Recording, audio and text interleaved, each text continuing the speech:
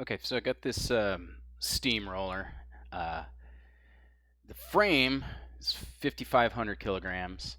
The roller is 2 kilograms, or I'm sorry, 2,000 kilograms. The roller has a radius gyration 0.5 meters. Okay, apply a torque to that back wheel of 600 newton meters. I want to find the speed of this sucker after 4 seconds. Okay, everything rolls without slipping.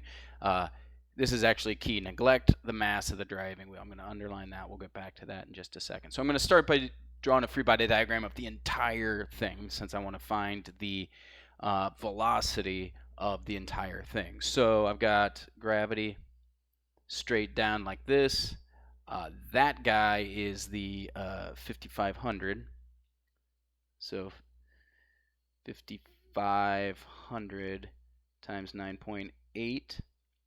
I've got this guy over here, which is the 2,000 times 9.8. Got a normal force at C. Oops, call it C. Got a normal force at B. Okay. I've got the applied moment. We're going to call that 600. Okay. That means I've got a friction force here to balance that moment. We'll call that FC. And then I've got a friction force in the opposite direction at the front, causing that roller to rotate, going to the right like so. Okay? So for this guy, I'm going to start by writing the equation because I want to find the speed of this guy. So I'm looking for the linear speed. So I'm just going to use my mv1 plus the sum of all of my forces times dt. That would be my linear impulses equal mv2. Now again, this guy starts from rest right there.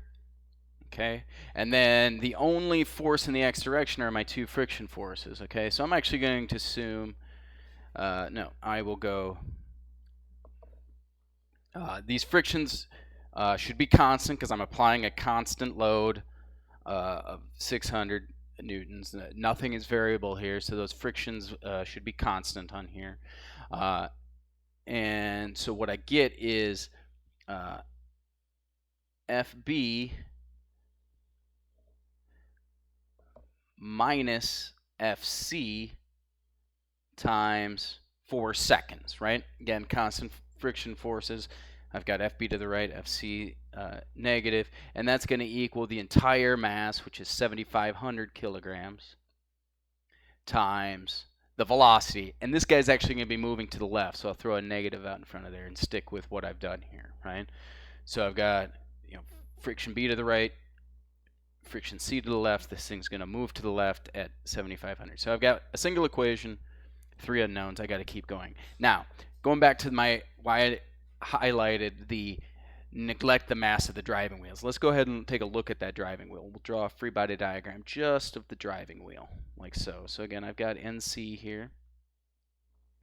I've got I've got FC here, right?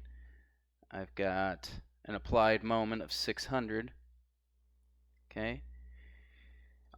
And then essentially I've got a pin joint here. I'm not going to actually write the equations for that. I'll just leave it like that. However, if this is massless, I can apply my momentum equation, okay? My angular momentum equation, which will be, I omega 1 plus all of my angular impulses equals I omega 2. Here's the thing. If it's massless, I is 0, right?